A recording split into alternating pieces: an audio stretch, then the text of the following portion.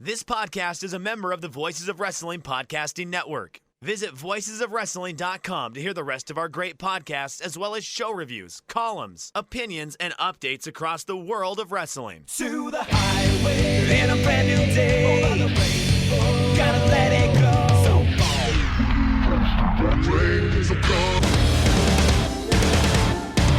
fast to finger down.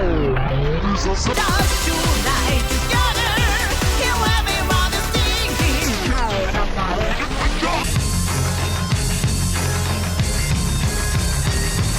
你看到我就怕，头皮发麻，我的手。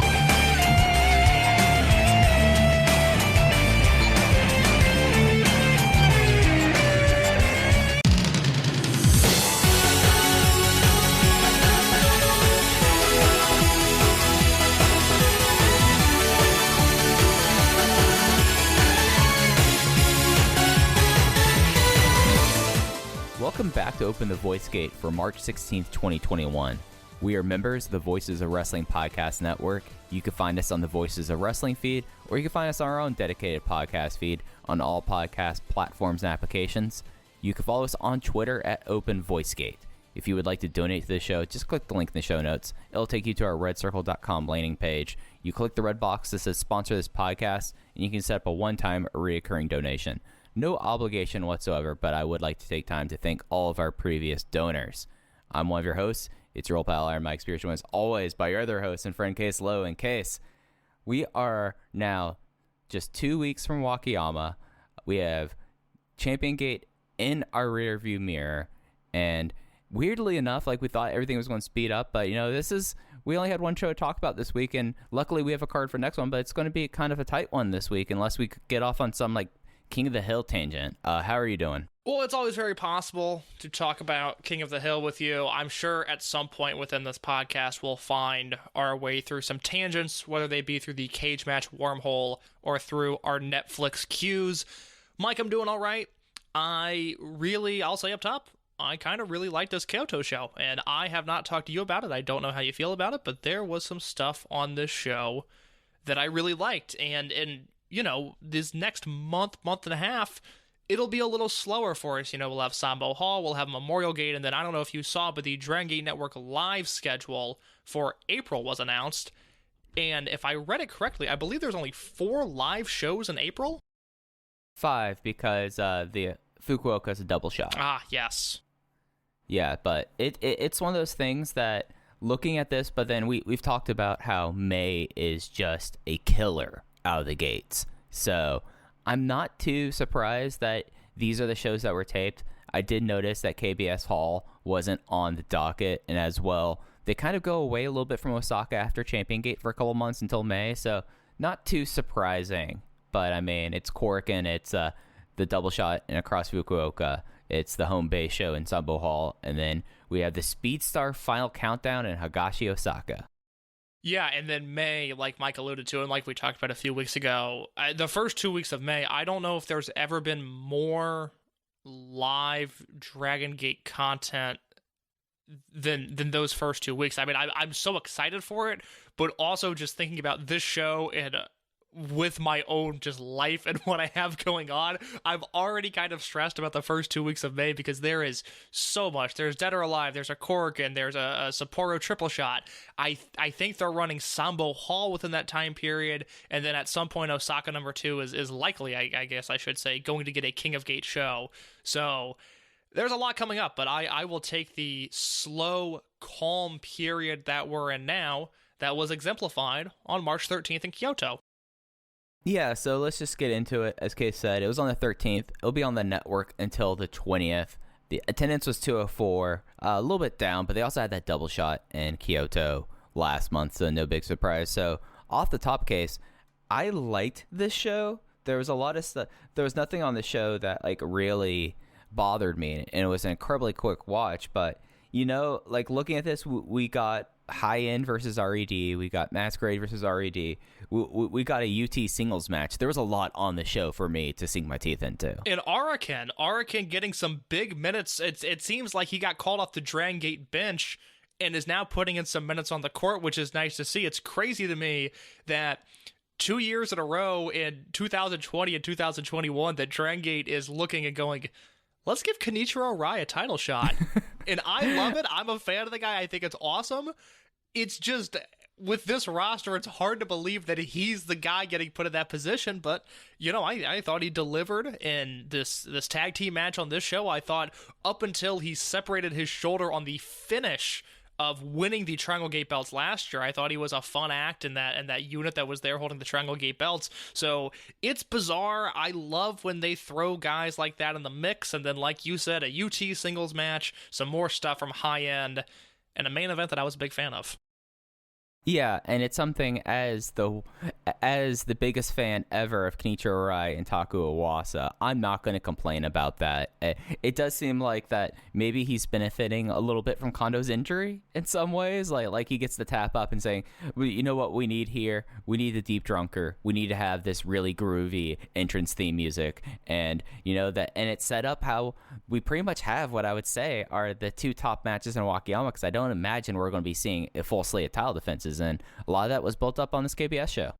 Yeah, the only thing that I could see getting added to Wakayama in terms of a match that really means something is if they do a multi-man, as in a 3 or 4 team Triangle Gate defense, but I don't get the impression that that's the direction they're going. So yeah, we've got our Dream Gate match, the aforementioned Skywalker versus Kazuma Sakamoto match. We talked about that a little bit last week. We'll preview it in depth next week. And then added to this card as well, what is that, March 27th in Wakayama, the Kenichiro Rai and Yasushi Kanda team will challenge for the Open the Twin Gate belts against Masaki Mochizuki and Takashi Yoshida. It's a wild kind of just thing about happening in 2021, but it makes sense, and it's something that makes me, as an American fan, just elated to see. So getting into the show itself, it started off with a Natural Vibes versus unaffiliated tag team match. It was KZ and Susumu Yokosuka versus Kakuta and Benkei. The fall was KZ with a Sky to Schoolboy in 12 minutes and 1 second. Yeah, we're back to Kakuta kind of meandering about. I really feel like they don't know what to do with him, which is why we saw him team with Masquerade. Now he's teaming with Benkei. I don't necessarily have a problem with it, but I also don't think this match was anything more than a basic display of professional wrestling. I mean, not bad by any means, but nothing spectacular, not from the Natural Vibes duo and not from Benkei and Kakuta. Yeah, and it's something that when we talk about like two newer units and the fact that you can do a lot with 5 people, you can't do a lot with 4 people. Kakuta is kind of like the next man up. If Erican's next man up in the Twin Gate division, then Kakuta is the guy that they're going to call up to be like, hey, you're going to tag with this established unit. You're not joining, but you're dropping a fall here. And I mean, it's Kakuta. We have talked a lot about him. My big takeaway from this match, because yeah, it was just a pleasant opener. They played the hits. We got to see a Sky to Schoolboy for what feels like the first time in a while, which, that's a lot of fun as well. My big thought is, I guess Ben is now back on doing his massive bulk up again, because he has looked from where he was looking in Osaka to how he looks now. He's cultivating mass, as Mac would say on Always Sunny. Do you think it's at all intentional that High End debuted with 4 members, given the fact that Masquerade is down a guy in Dragon Dia, so they're at 4 members, and Natural Vibes is down a guy in Takedo Kame, so they have 4 members? Do you think there was perhaps a 5th that is in the works and will eventually fall under the High End umbrella, but they held off on it just to give the unit some sort of balance? I think it's something that this April Corkin with, that was the other thing that was set up on the show when we get into it. I think that there's going to be ramifications from this April Corkin that will quickly get High End their 5th member. So, yeah, I would like to see whatever is left, because if you look at the Dragongate website right now, again, RED's loaded, they've got plenty of guys. Team Boku is falling apart. And then Masquerade, Vibes, and High End, they're 5-man units with injuries, or it's a 4-man unit in the case of High End. There's a lot of roster members sitting at the bottom of the page in the unaffiliated section. Obviously, some of them are injured. Some of them, your Super Shisas and your Stalker Ichikawas, those guys are going to stay there. But for the rest of them, we're going to be approaching 4 months since the end of Generational Warfare here come the April Cork, and let's get some units. Let's kind of shake things out here. Everybody find a team, everybody find a colorway, and let's move on with our lives. Yeah, I mean, like, that's the big feeling I get from this April Cork, and then when we preview it, I will talk more about it when we get there, but it's I mean, it's kind of a lull in the middle of the unit shuffle. Like, I kind of expected there would be kind of like a lean time when they figured out Team Boku, and then of course RED just has a giant question mark. If you're someone that likes charting out and figuring out who's going where, RED as is should everyone, if you're new to Dragongate and if you're someone that's kind of dipping back in, RED has existed long enough. And I feel like we say that a lot, but it's one of those things that's been said many times on this podcast before, in multiple years, actually. Right, but now it's something, I mean, like, they won Generational Warfare. They are a sprawling unit. I mean, you look at the show, and 3 of the matches featured RED members, and you still had members of RED that weren't on the show. So you're just like, okay, well, we're at a point now that it has at least 10 members, that there needs to be some stuff kind of figured out. Yeah. Do you, and this is a big question, and we really have no inclination. I guess we only have our instincts to go off of. High End, are they the unit that is going to wipe out RED, or is there going to be some sort of internal implosion that breaks this unit up? I think it's going to be internal implosion just because in the history books, there's only been one heel unit actually lose a disband match. Like, straight up lose a disband match rather than in storyline throwing it or just, like, dissolving afterwards. I think that there's going to be things like, I remember bringing up that Ada tweet where he brought up the young generation saying that he has their back. I mean, that leaves a whole lot of RED right there that probably, could see some dissension there. And especially if you look at the Dead or Alive cage match, you have one person in that group that Ada mentioned. Ada mentioned basically all the younger members of RED. He has their back. And then Kai, of course, is a much older wrestler. So it just seems like the dissension makes the most sense. But it's one of those things that, like, I know you're not a gambling man, Case, but... No, I am not. But if you ever see a unit disbands match in Dragongate that has a face side versus a heel side, how do you bet? You bet the heel side. You bet the heel side. So there's going to have to be some sort of dissolution, I feel like. I think that's fair. I mean, we probably talked in 2018 on the show about how the heel unit needs to disband, and then again in 2019, and then, again last year. I did not think RED was coming away being the victorious unit out of the 3 of them in Generational Warfare, but that's how it ended up. But it does seem like we're building towards some sort of shift, and I'm saying this now as someone that is enjoying RED as a unit top to bottom as much as I have since they formed as Berserk in 2015. I mean, this is a really strong lineup that they have where... if Hulk delivers and if Hyo's on his game, there's no holes in this unit. Those guys are very capable of delivering, and Eita's been very good as of late. It just, not only am I ready for a shakeup just because, again, it's been, 5.5 years of either Berserk, Antios, or RED at the top of these cards as the leading heel unit, but I also kind of think they're heading towards some sort of shakeup, and I think SB Kento is going to be a major part of that. And what role he plays, I do not know, but when the unit eventually breaks up or shakes up, I think he is going to be the driving force behind it. No, I'm totally with you on there. I went 3 flat on the opener. What'd you have? A 3 flat. All right, then we got into the singles match on the show. This was UT versus Yosuke Santa Maria. UT won in 10 minutes and 20 seconds with the Fuego Octopus Hold Bomb. And Case, there's few things in the world I like more than UT singles matches. And this one, they played up, I felt like, exactly like UT being the mini maestro. And Maria, there wasn't as much of the Exotico things with Maria in there. So it was more of a straight up match. And all in all, like, I really enjoyed it, and I went 3.5 stars on it. What was your big takeaway from this one? I'll throw in one quick critique before I go on to praising it. There was a pretty messy moment in this match where UT, I think he was Irish whipping Maria with the idea that Maria would counter it. Maria did not.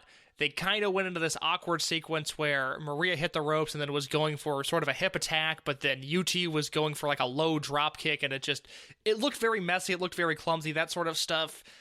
If it happens in All Japan, who cares? If it happens in Dragongate, even on a Kyoto show, I kind of notice it, I take note of it. But that aside, the fact that UT won this match, I do feel is worth noting, and this is someone that when he's been healthy over the past 2 or 3 years, he's been a prominent member on these cards, but still, this is someone that hasn't held a title since 2014 in this company, just because whenever he gets hot, he immediately gets injured.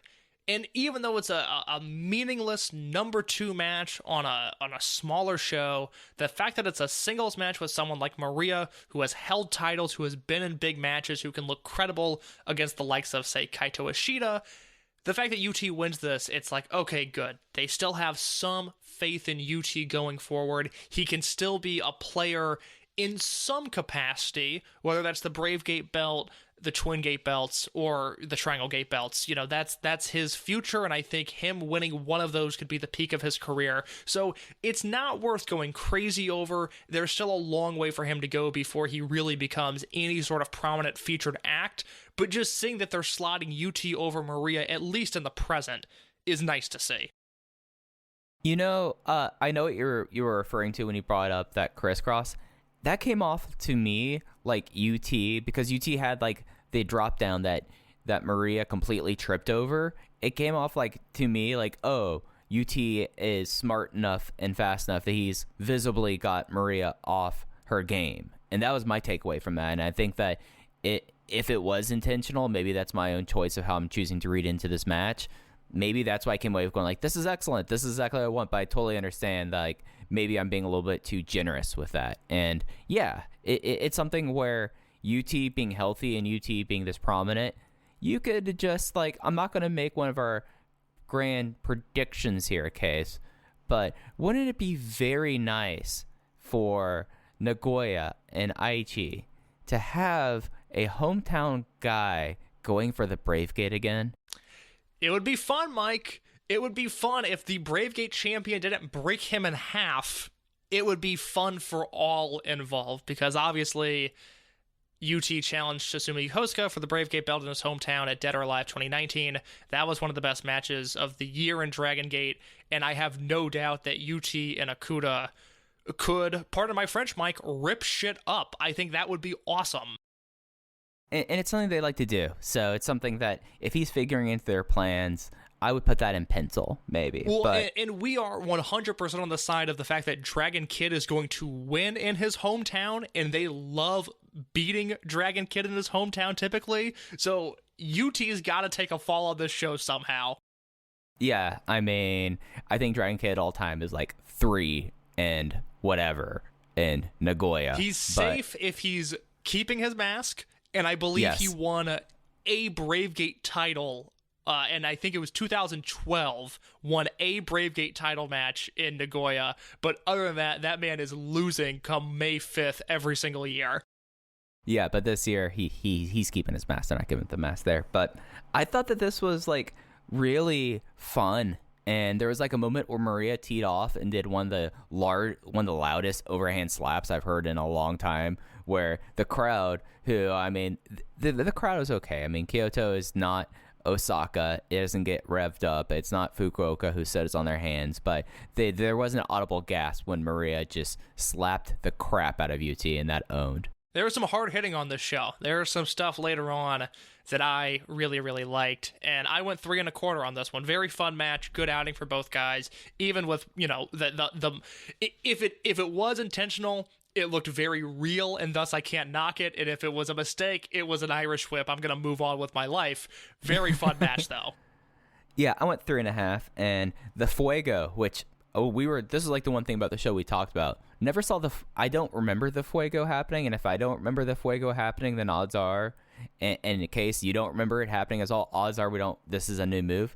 it looks awesome. Like, just like the way that UT just was in the octopus stretch and decided, whoop, that's it, and then did a bomb out of it. It ruled. Yeah, I certainly am not remembering a time in which UT did this finish. The way I can describe it, it looks like something Kagetora would do. And, right, yeah. And that is a compliment in this case. I know I knock him every single week, but he does have very cool moves when he decides to use them, and UT is taking one of something that looks like it would be out of his playbook. So there's a lot to like here. I hope UT continues to get singles matches, and I hope he continues to get wins. Yeah, real Guramakakari Kai hours there. Then we got into match 3. It was Team Boku versus RED. Team Boku, Ryo Saito, Bokudamo Dragon, and Punch Tominaga versus a interesting mix of RED where you had Eita, Diamante, and Daya Inferno. The fall was Diamante powerbombing Bokudamo Dragon again and getting the win in 11 minutes and 40 seconds. So they're going to do this mask versus mask match at Korakuen Hall next month. Mike, how do you feel about that?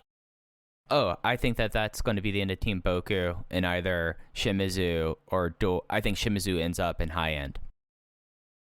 Interesting. I had not considered the high-end perspective of that, and I really like that. I don't even have an alteration of that plan. I don't have a separate take. That is good. I like that combination, and I like Shimizu being in that mix because that's, Benkei, who he's teamed with before. They're a great team. He hasn't really spent a ton of time with Okuda, hasn't really spent a ton of time with Dragon Kid, and he and Yamato, were Shimizu and Yamato in a unit together? Shimizu and Yamato. No, because it was Dia Hearts, Monster Express, then Maximum, RED, and Team Boku. That's crazy because I feel like I've seen them together, but I guess not. So that would be a fresh pairing, and I don't think that would devalue high end. Whereas if you put, again, just because I've been making fun of him for months now, if you put Kagetora in high end, you're like, whoa, those are 4 stars and a guy. Whereas Shimizu, again, as I've said since he really leaned into this comedy thing, he is one shot put slam away from being back to being a vicious contender for any title in the company. So I would fully support that. I am on board with your fantasy booking, and I kind of hope it happens now. And it's something that, like, you can use him as a fall post until you start really heating him up as well. So, I mean, like, Shimizu's at a point where he can take falls, and it's not going to hurt him. So... No, not at all. And then, as you said, he can slam one person. Everyone's like, "Oh, Big is back." So it just makes sense to me. I don't think Doi ends up there. I think Doi probably starts his own thing. But you look at this Korakuen and you look at like Diamante, where it's something where like maybe it is like the Bokudamo Dragon Act. It is pretty over. It is something that provided me great amusement here.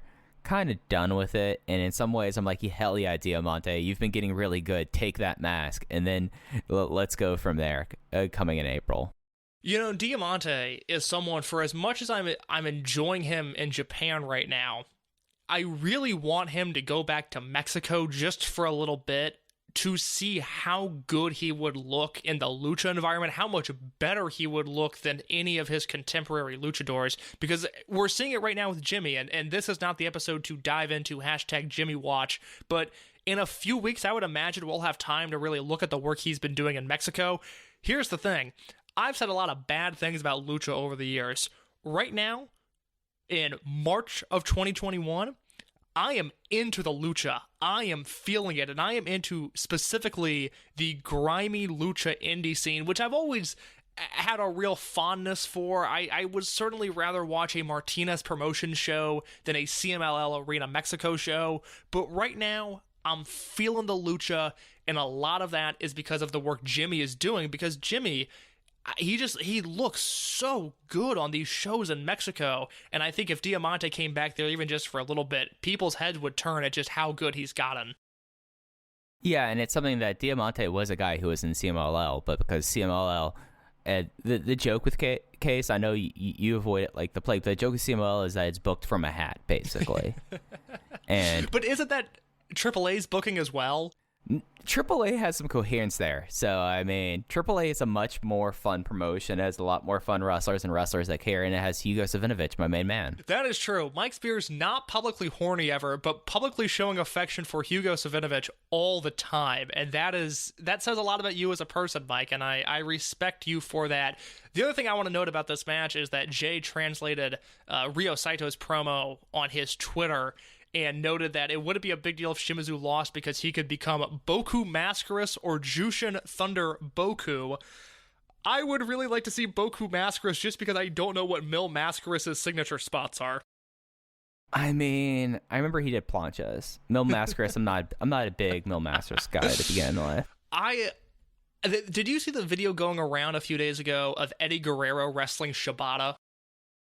I saw clips of it on Twitter. Yeah, that's where I saw it as well. I loved that in that clip, and this is like 2002 Shibata. It would have been 2002 because it's when Eddie was back in New Japan.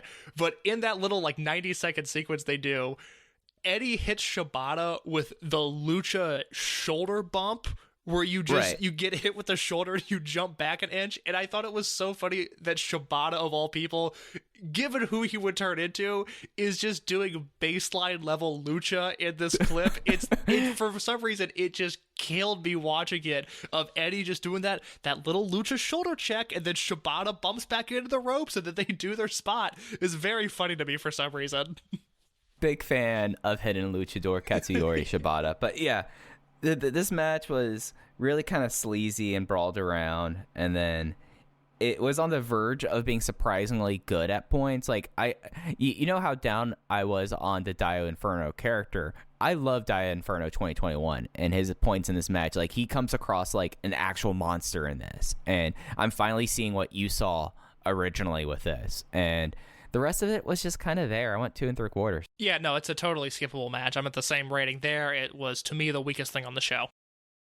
And then we had this tag match.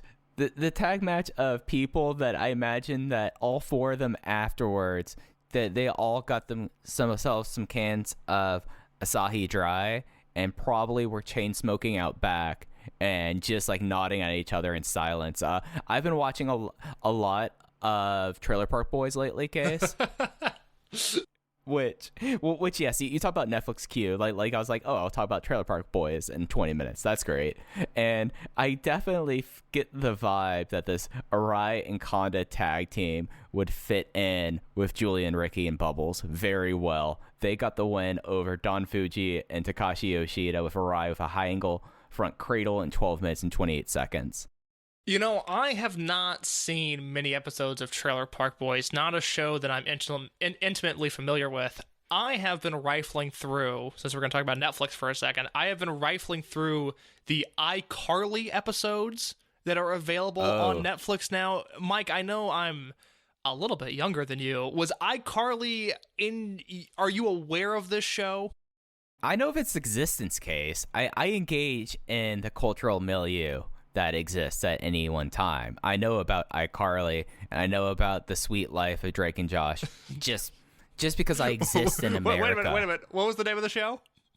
The Sweet Life of Drake and Josh. Am I right in saying that? No, sir, you are not. Those are 2 different shows. It is Drake and Josh, and it is The Sweet Life of Zach and Cody.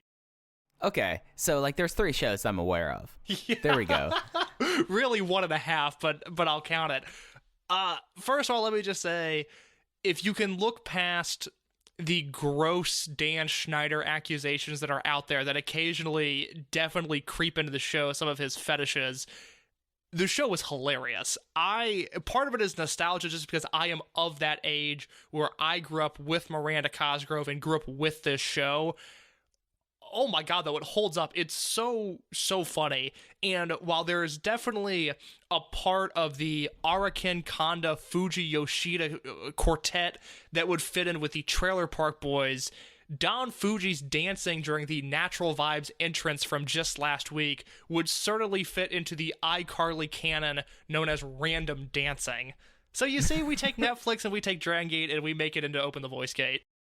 All I'm saying is I know that that if they were in a trailer park in Nova Scotia, that Kenichiro Arai and Yasushi Kanda would be packing and would be trying to find ways to move hash in shopping carts with Bubbles, Julian, and Ricky. They might be doing that in Osaka, Mike. I don't think they need to be in a trailer park in Nova Scotia to do that. Allegedly, of course. What is not allegedly, what is a stone cold fact is that I thought this match way over delivered. I thought this was so much fun. Yeah, and it's something with Arai, like, whenever he's given the ball, and since he kind of had his wilderness wandering phase, he's taken advantage of it. Whenever Kanda doesn't show up as much anymore, but whenever Kanda shows up, he's never bad. And, Yoshida, I'm never going to be a huge Takashi Yoshida fan, but there's something incredibly endearing with him. And then you know how I feel about Don Fuji. Like, it's just like they could have very easily coasted on this, but instead had a match that, like, brought together the card and, it fit for being the pre-intermission match. And that's something that I would normally not say with these four people. I really, really liked this. And I think if we get even just this level of output and Wakayama when you sub in Mochizuki for Fuji, that is a win. Because, again, it's Araken and Kanda who are not just post-prime, they're well past their prime, and Yoshida's always a wild card. But I thought this worked really well with Araken and Kanda trying to chop down the Giant and Yoshida. It's amazing to me that Yoshida spent 13 straight years as either a heel in the dominant sense or a heel in the bumbling idiot sense, because you watch this guy work as a babyface and all of a sudden things just make more sense. Like, I thought Yoshida was on fire in this match. I mean, I became really invested in this towards the finishing stretch because I was so curious to see how it was going to end. And then Araken and Kanda, they get the flash pin on Yoshida, and they set up the Twin Gate match from there. I was at 3.5 on this, which I was shocked. I did not expect to be this high looking at this match on paper. I was a 3, but I was, like, this match on paper was probably a 2-star special. Yes. So, but I totally understand. Like, I have to say, Takashi Yoshida might end up being best and most improved in 2021 just because the face turn is working this well. Again, all I need from him is 3.5-star output, and if he continues to deliver that, I have no issue with it. This was a win. I think they're going to deliver in Wakayama. And Mike, we've been pleading, we've been begging for new teams to get into the Twin Gate mix. Did I expect it to be Araken and Yasushi Kanda? No, I did not. Am I going to complain about it? No, I am not. No, we do not look the gift horse in the mouth here.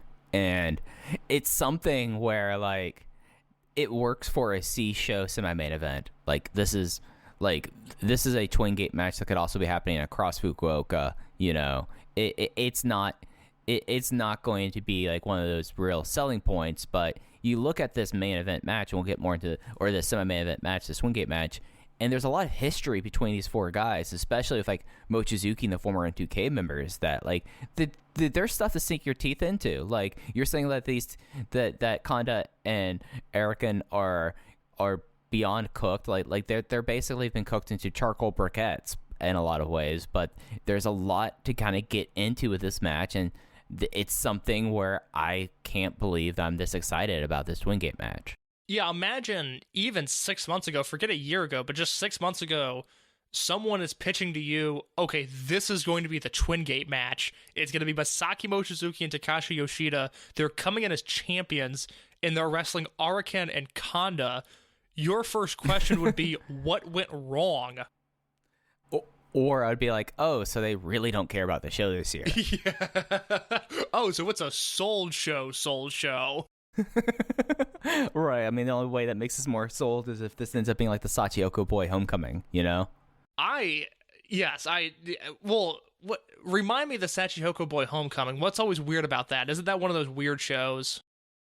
Well, it's in Okayama, and remember a couple of years ago where there was, like, these shows that there was a double header that one of them was a Dragongate, a Sachioko Boy Homecoming, and then the second half of the other half of the doubleheader, I don't remember if it was before or after it, was a Stardom show. and it was Kagetsu, Hazuki, who both have retired, and then Sachiko Boy doing all of the local promotion for it. I don't remember that at all. Yeah. That is crazy, because my go-to when it comes to homecoming shows for Dragongate, and it doubles as my holy grail Dragongate footage, because I know a lot of these shows were taped in at least some capacity, but Shingo's homecoming shows, if you want Yamanashi. Yeah, if you want a mind trip of some of those cards, I mean, the lineups they would put together, because it was just like, oh, not only is Shingo one of the best wrestlers of all time, but if you gave him the pencil, he would be one of the best bookers of all time, as long as he didn't let the FMW stuff cloud his judgment too much, because they would bring in Masato Tanaka and Onita. Muto was there one year, and look, I don't want to watch Muto ever, but he was there, and it was cool to see him in Dragongate. And it's just always one of those where those Shingo homecoming, it's like, wait, what was the main event? They did Shingo Dragon Kid and Masato Tanaka against Onita and whoever else. Those were fun shows.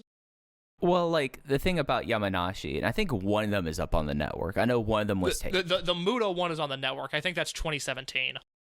Yeah. So the thing about it is, and I don't think he is anymore, he was a hired cultural ambassador for Yamanashi for a long time. So, like, he would, like, grind out for it, and then he would bring in these people. Like, you would always see Strong BJ there. Like, Sekimoto and Oyabayashi would always be there as well. But the thing about the 2017 one is they had pyro for his entrance, which is, like, just bizarre to see outside of a Big Five show. Have you seen, I guess I don't know what wrestling you're watching outside of Dragongate right now. Have you watched Shingo versus Okada from New Japan Cup? I need to. I know that Shingo is right now the front runner for most outstanding in the world right now, but it's something where you know what does this to me, Case? And you know what my mindset is when I'm covering something. Like, I try to be as much of a completionist as possible, right? Yeah. Fucking Dark Elevation, man. I was recording a podcast, an episode of the Art School Albums podcast last night, so I did not get a chance to watch the show, but fucking Dark Elevation has been a reoccurring sentiment in my life today from people that did watch it. It's something where I'll let this take out for free. It clearly is a batch taping that they're going to try to sell into international syndication, like Main Event. Like, it just hits the vibe of it that you can edit down. I feel like I had 2 Main Event angles on there. There was, like, clear, like, things that you could tell were, like, commercial break times on it. But it just was one of those things that, in comparison to Dark, which, you know, I watched the first hour on before we got recording, and Dark, like, went through, like, 11 matches in an hour. Good outing from Layla Hirsch, which I don't typically say, but I thought she looked good on Dark tonight. Yeah, we had Layla Hirsch. We had Mr. Freakbeast Nick Comoroto. Oh, man. My stock on Mr. Freakbeast, let me tell you, I cannot buy enough of it. That guy is going to be a star. That is someone... Well, let me be... Another indictment, Case. Another indictment. Let me be careful of the way I phrase this, because I don't want it to come across as insensitive. And I don't think it will. But if it does, I apologize. I'm not meaning for it to. But we saw what Brody Lee was capable of during his brief tours of Dragongate. Can we get Mr. Freakbeast over in this promotion? Because I think it would be a big hit. A tag team of Mr. Actually, here's a Dragongate team for you guys. Did you just buckle yourself in there? Here's a proposed open the Dragongate champion team. Mr. Freakbeast, Diamante, and Hyo. Yeah, and then they're wrestling Kamei, UT, and... God, who's in Dragon Dia, I think. I would like to... That's just big guys versus small guys. Let's run it on every single stop of the tour. Let's just do it. I think that's a minimum 4 stars every single time. That's fun stuff. Go watch Shingo versus Okada, though. It is not as good as their G1 match, which I thought was one of the 5 best matches of last year, but it is damn close. I think I'm higher on it than most people, but oh my God. I mean, Shingo's unreal. Like, I obviously wish he was in Dragongate just because he's one of my favorite wrestlers ever, but seeing him just do what he's doing, when he left, I was like, oh, cool, he'll be in New Japan and he'll be like a junior champion and he'll have good matches, but I think we've seen the best of Shingo. But no, he's become the best wrestler in the world and has surpassed Rey Fenix and Jason Lee and Kazusada Higuchi as my wrestler of the year right now, and his lead is growing. Yeah, it's something where we always knew that he was this great. It's just something that we didn't necessarily see the ball being given to him in this fashion. And I mean, I have him as one of my top 5 wrestlers of all time. And it's something where each year, and with how New Japan's presenting him, because they're very easily, he could have just been pigeonholed as a junior, as you said, but them letting him thrive and letting him be Shingo Takagi is the best thing possible for him, and it just makes his candidacy as greatest wrestler ever go higher and higher by each big match. I said it on the podcast we did with Alan Forel over on Pro Wrestling Torch, where we talked about the greatest wrestlers in Dragon System history, a 2-part 4-hour podcast. But I said, Shingo's New Japan run by itself would get him into my top 100. It's been that good. It's been just utter insanity, because not only do you have your high points with your Ospreay match and your Ishii match and your Okada matches, all of those Shingo and Bushi versus Roppongi 3K matches were excellent. You have the Dragon Lee match from Korakuen Hall at the Super Juniors tournament, which might have the single greatest suicide dive ever, when Dragon Lee hit Shingo at about 100 miles an hour and knocked him about 5 rows deep into Korakuen Hall. If you just put that portion of his career on a resume, that's one of the best 100 guys we've ever seen. And then you factor in all of the Dragongate stuff, 15 years of being one of the best wrestlers in the world, which is a generous take to say one of the best, when in reality, he's always in that top 5, top 10 hunt every single year from about 2005 onwards, plus the Dragongate USA stuff, plus the Dragongate UK stuff, plus the PWG stuff, plus the ROH stuff. There's not too many guys better than Shingo Takagi. He is, I will miss him when he's gone. Yeah, and he's someone that I feel very fortunate to have seen him in person several times. Like, it's one of those things that, like, when going to see the MSG show, for example, I was more excited by, like, oh, well, like, there was, like, okay, there's an IWGP heavyweight title match, there's all of this stuff up and down the card, Madison Square Taven, but I was like, oh, yeah, Shingo's in the opening Battle Royal. I'm still stoked for it. Yeah, I guess that's something, because I don't really know where the New Japan ROH relationship lies at this point, just because I've been ROH is always like the next thing on my watch list that I never get to at this point. But assuming there's either New Japan in the USA or New Japan ROH shows going forward once the world opens back up a little bit, you would have to think that Shingo is going to be one of their featured acts. I mean, he, at least from what I see on Reddit, not from the dopes that won't shut up about the monkey incident, which is not the show to do that. God, I fucking hate those people, though. But you have to think, just from what I see, Shingo's one of the most over-native acts that New Japan has to fans in the West, and if they're going to come back to the States, I would build around him. He is the attraction right now. Yeah, and if anyone needs to have a 80-hour primer on what to do and what not to do when you're doing an expansion of a Japanese promotion in the United States... We talk a lot about how Shingo, whenever he's over there, was a featured star, like capital S, capital T, capital A, capital R star, and you kind of have to run with that. Yeah, well, if you would like an official wrap-up on the Dragongate USA Rewind and Rewatch podcast, it will be hitting your podcast feeds on Monday, March 22nd, and we'll be talking a lot about just how good Shingo was in his very brief time in Dragongate USA. Absolutely. So just to get the train a little bit back on track, like I thought we were going to do some tangents, but I didn't realize that we'd be on this much of a tangent. Semi-main event of the Kyoto KBS Hall show from March 13th was High End versus RED. It was Yamato, Dragongate, and Keisuke Okuda versus the RED team of Kaito Ishida, and SB Kento. And something that's been happening a lot lately, Yamato got the win with the Frankensteiner of the Almighty on SB Kento in 10 minutes and 38 seconds. You're right, that's a reoccurring trend, something I noticed as well, but I don't really know what to make of it. Is it simply building to the Dead or Alive match, or is there something more that I need to be clued in on, Mike?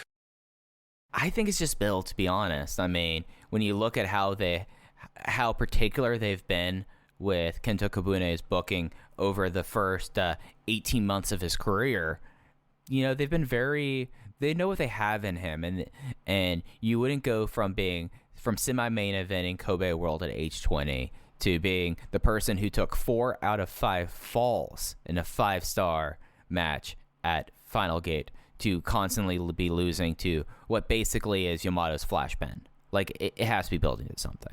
I would agree with that. I think largely build for now, and we'll see where it goes. I came away from this match, and it's something that I feel like I've said a lot over the past year, particularly once King of Gate started last year in May with the empty arena shows, and we were screaming about it then, unsure of the status of Kobe World, unsure of the status of the heel unit, not really knowing where things were going to go. But we started talking a lot about just how many fresh and appealing matchups Kaito Ishida has on paper. And one that really jumped out to me here was Dragon Kid and Kaito Ishida in some sort of singles match, because they kicked each other, and they kicked each other hard in this match. And I would like to see those two go one-on-one for about 12 minutes now. Yeah, that was like the neat thing about this match, because so we have the cage match together in Yamato and DK and Kai and SB Kento, but then we have the thing that we've been saying that they're going to keep on calling back to this. Then you have Okuda and Ishida, and Okuda and Ishida had a prolonged segment here, but it was interesting seeing Ishida getting a chance to really match up with Dragon Kid as well. Yamato, those two have pretty interesting chemistry there as well, and I thought this was just from start to finish for a 10-minute match. I felt like it was exactly what I wanted to. I did not think it was exceptional, but I thought that this was a very strong 3.5-star semi-main event on a Kyoto KBS Hall show. And I mean, these high-end versus RED trios and Atomico matches, they are distinctly different from the Masquerade ones, but they are also good in their own way. Back-to-back 3.5-star matches for me. I'm at 3.5 on this one as well. And yeah, I'm into the high-end RED stuff. This feels, we'll talk about with the main event. The Masquerade versus RED stuff has been excellent. The high-end versus RED stuff feels big, and there's just a subtle distinction there, but it really comes across like these SBK and Yamato interactions and whatever Kaito Ishida is doing, the continued Ishida versus Okuda beef, which I told you all last year. Every time these guys are in the ring for the rest of their career, they're going to hit each other with forearms. They did it again in this match. It was great to see. There's just an aura to these matches that I really like, even if they're not peaking as highly as some of the RED versus Masquerade matches. No, I'm totally with you on that. And then that gives us the main event of the Kyoto show. This was Masquerade versus RED. It was the full complement of Masquerade, Shun Skywalker, Kota Minoura, Jason Lee, and La Estrella versus the RED team of Kazuma Sakamoto, BB Hulk, Hyo, and Hip Hop Kakuta. The fall, as one would guess, was Kazuya Sakamoto over Jason Lee with the true Tiger Knee subtype in 13 minutes flat. And before we get into this, I love the fact that when they do like these big main event Masquerade matches, that the entrance is incredibly long. And it's something that I do think like they did try to kind of speed it up, but it still is incredibly long. I do like the fact that they each take off their mask when they're being introduced. I think that's really rad. The Masquerade aesthetic and the execution of it all is flawless. It's really such a polished and professional looking act that, I obviously because I do this podcast, gravitate towards the aesthetic of Dragongate a little bit more than other promotions, but the Masquerade stuff, that feels major league. I mean, that feels big time. And if you saw that on a New Japan show or on a bigger show in America, I don't think it would look out of place. I don't think it would look low rent. Every time they do the big special long entrance, I am a fan of it. Yeah, and then the match itself, I thought this was a really solid build to Kazuma and Shun. They have great chemistry together, and Kazuma came off like a monster in this, as he should. And it's something where, like, we got another Masquerade versus RED match. They have incredibly high floors here with these matches. And La Estrella, in, like, one of the only dives in the night, did a really sick through-the-ropes tope con hello. Glad you had the Estrella dive in your notes as well. That was one thing that I was going to mention. That was the first time I've seen him do a dive quite like that, and I thought he crushed it. Mike, my take for you, I made sure not to tell you this before we started recording. Of all the RED versus Masquerade matches, and we've seen a lot of them over the past 4 months, we've seen, I guess I should say, we've said, rather, that if we were going to bring Dragongate back to America in some capacity, we would book Masquerade versus RED. This is their best 4 versus 4 match they've had yet. 4.25 stars from me. Go out of your way to watch it. Wow, I was 3 3/4, and I totally understand like your vibe and thinking like these 8 guys were working really well, but it's what put that over the top for you? Part of it was I thought everyone, Hulk and Hyo especially, carried their weight. This was ants marching. This was a team working together. These were 8 guys that went out there. I thought they were all on. I also thought this was a really interesting wrinkle in the Masquerade versus RED series, because we've seen a lot of SBK in this spot. We've seen a lot of Eito. We've seen a lot of Kaito Ishida. Obviously, those guys hit hard, but they're also faster, quicker guys.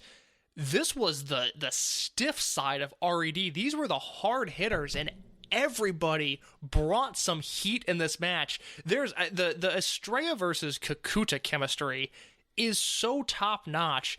And there was a moment where those guys are doing battle, and then Estrella gets sent to the floor, and it's Kakuta and Minoura in the ring. And Kakuta hits an ass attack on Kakuta hits an ass attack on Kota Minoura, and Minoura's head snaps like it's a JBL lariat. He got hit with 100-mile-an-hour ass to the face, and it made me lose my mind. It looked so good, and it looked so violent.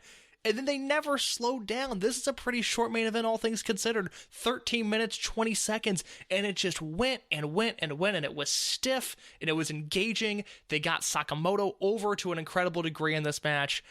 This was firing on all cylinders for me. It was a nice change in the RED versus Masquerade matchup, like I said. I just loved what this was. Okay. No, and I do think that the Kakuta Minoura stuff was really strong in this, but like my big takeaway was like, all right, they have now shown that Shun and Kazuma have great chemistry, and my other like big positive of this match, for as much as we kind of lamented on how the interference went in the Brave Gate match in Osaka, everything was on point. Yagi was doing his job and was not made out to be like a total idiot here, and everything flowed really well. Yeah, no, this was a giant win. Like I said, I think this is essential viewing. I was looking over my spreadsheet, and this is, to me, the best match they've had, unit versus unit, and it made me even more excited for Sakamoto versus Skywalker. I think those guys are going to crush it in their Memorial Gate match, and I think Skywalker is going to exit March in a much better state than he entered it in. No, I'm totally with you with that. And then we had a very interesting post-match thing to close out the show in Kyoto. So Kazuma did a promo. I'm going to quote from Jay. He had some translations he mentioned earlier, but he pointed out during this that Kazuma tells Shun that he needs to watch his back, and not just in the ring, backstage, and on the street, because pro wrestling is a war and you can get dropped anytime, anywhere. And then he left, and then Shun started doing the thank you very much for being here. We'll see you again next month. Thank you very much. Part of the go home. And then Kazuma came back in the ring and floored and beat the crap out of Masquerade immediately. And apparently, like during like backstage interviews and press stuff, he attacked him again. So Kazuma is out for his neck. Watch out on the streets. Kazuma Sakamoto taking a page out of the Max Caster playbook. Yeah, it is something that I've really enjoyed. And I have an idea in my head, and I'm saying this on record so that this will have like some sort of people giving me like, you have to do this, nice this. I might write an article about why Kazuma Sakamoto is actually great right now, because in the lead up to Wakayama, just because like how complete of a character he is, how much he's really blossomed to being this integral part of the Dragongate roster. And you know, he is probably I when I was watching this match, maybe this tells you the state of my sleep lately case, but I did have like the Michael Cole, oh, he's the best pure striker in Dragongate thing about Kazuma Sakamoto when he hit the first knee before the true dragon or the true tiger subtype. The knee of death that he hits to the downed opponent on the ropes is incredible. It looks so good every single time, no matter what angle they shoot it at. And Sakamoto's in an interesting position where I think he's now hit that point where more people are talking about how underrated he is rather than people underrating him, if that makes sense. Like, there's a lot of like, oh, Kazuma Sakamoto's actually good now and everybody's wrong, but that's the only discourse I see, and not a lot of people going like, I don't know about Sakamoto, but it's all well-deserved. He's really, I mean, I said from his debut match he was going to work out in this promotion. I did not see future Dreamgate challenger in that prediction, though, but he's earned every bit of it. He's been absolutely tremendous. He was not my MVP of this week, but if there was a top 3, he would be my number 2. So who was your MVP of this week? My MVP of this week, someone that I thought over-delivered, someone that is bringing me shocking amounts of joy right now, and someone that I thought had a very, very good performance and a very good match. I can't believe I'm saying it, Mike. 313 Kyoto, my MVP. It's Takashi Yoshida. Okay, I respect your reasoning there. My MVP of the week is Kazuma Sakamoto. I felt like that he really came across like a Dreamgate challenger versus a throwaway defense, you know? And this build to the most C-named show that Dragon Gate has on its schedule, I'm now sufficiently hyped for it. Yeah, I am looking forward to, hopefully by the time we record next week, we'll have that full Memorial Gate card, because just given the oddities of the final 2 matches, the big 2 matches with the Kanda Ariken Twin Gate Challenge and Kazuma Sakamoto in a Dream Gate Challenge, I hope the rest of the card is as weird as those 2 matches, and I think there's a good chance that it will be. I think Case just wished for a Super Shisa, Sachihoko Boy, and Sakura Ichikawa challenge for the Triangle Gate right there. Well, look, if I get Super Shisa and KZ in the same ring, I'm getting to Wakayama before Larry Dallas will, okay? I am breaking whatever protocol I can. I am front row for that match. I mean, that would be...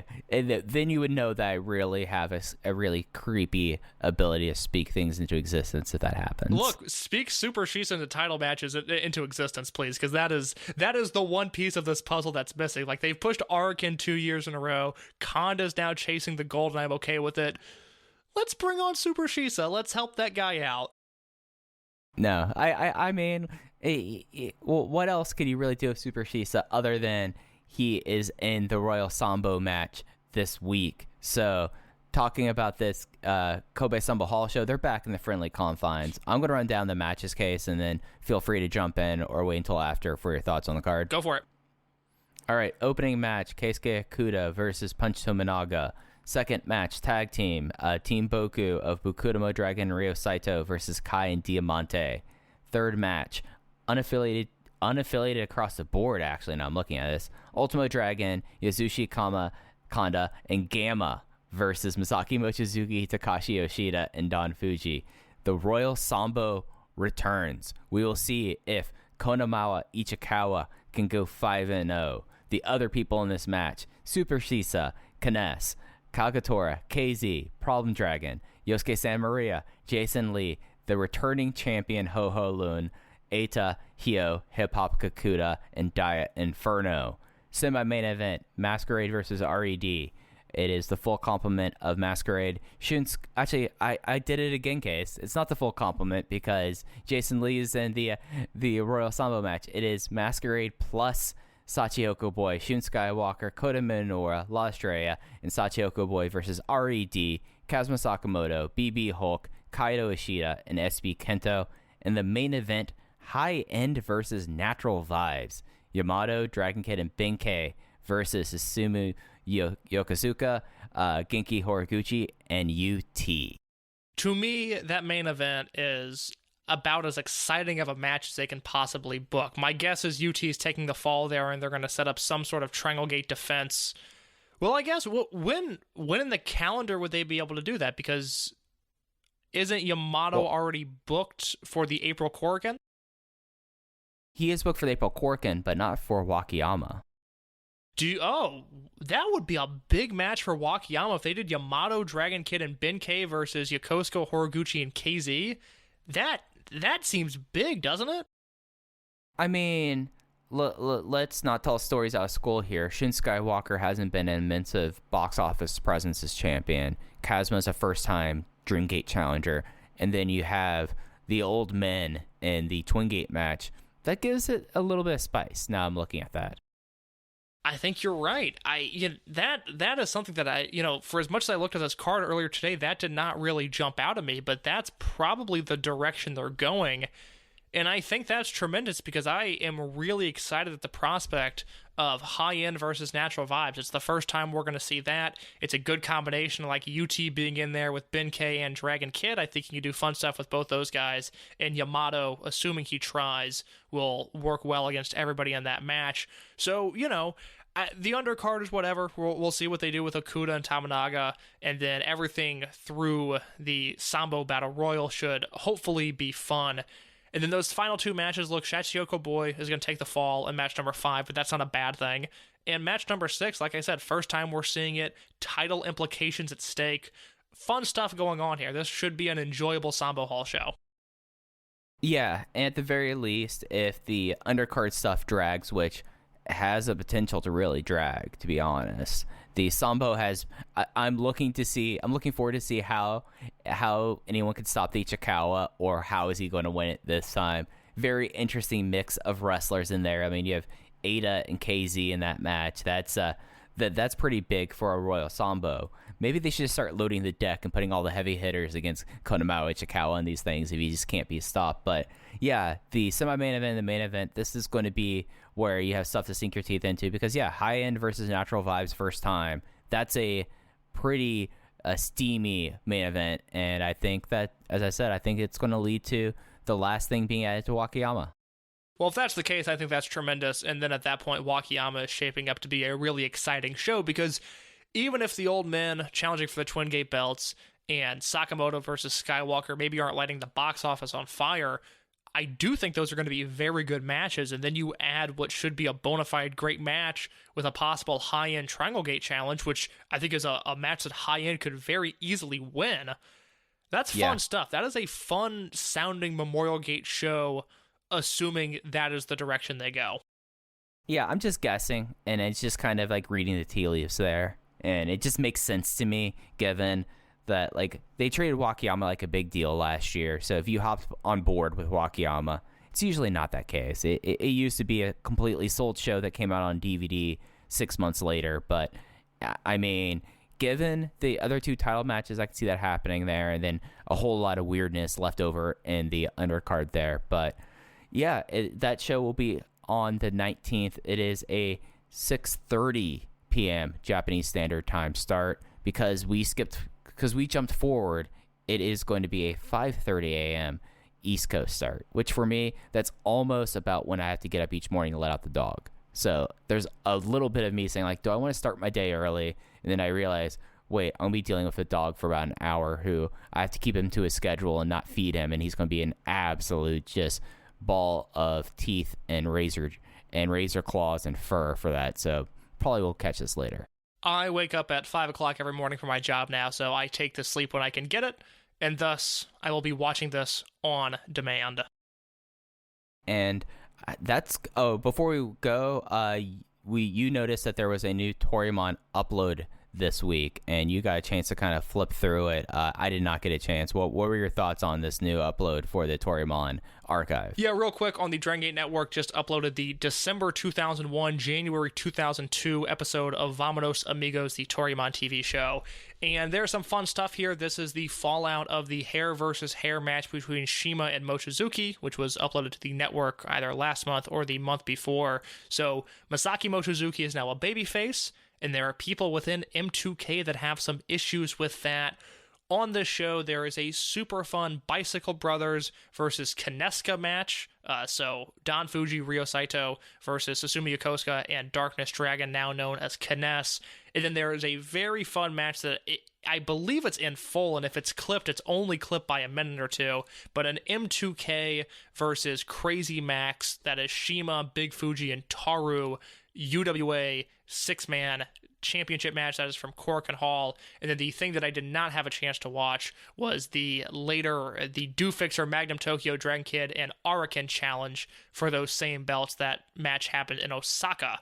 So we're moving into 2002 now. You have Mochizuki turning face. We are quickly approaching the T2P invasion of Toryumon and vice versa. So there's a lot of stuff fun stuff happening there, and I will continue to keep you updated whenever new stuff is uploaded to Dragongate Network.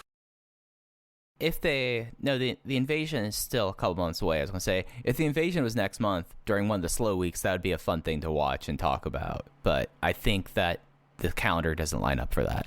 Yeah, the next T2P show that's going to hit the network is, I believe, and I'm scrolling Cage Match here to see if I can find it real quick, but I believe it's going to be the Marriage Assessment League, which was the El Numero Uno equivalent that T2P ran, as Toryumon had the El Numero Uno tournament.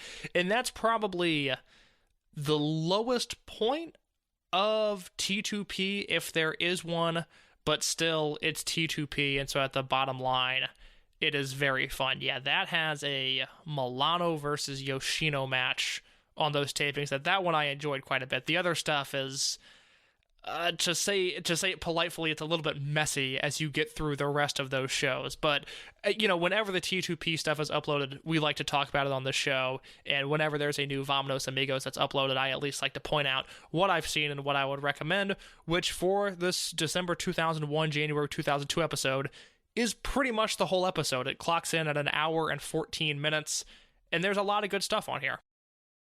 Yeah, so that's something to check out with how slow this next few weeks are, because when May happens, as we talked about at the top, it's going to be fast and furious, and our nice leisurely 1 hour plus episodes might be a thing of the past when we have to talk about a triple shot in Sapporo, a Korakuen, and then an Osaka show in the same week.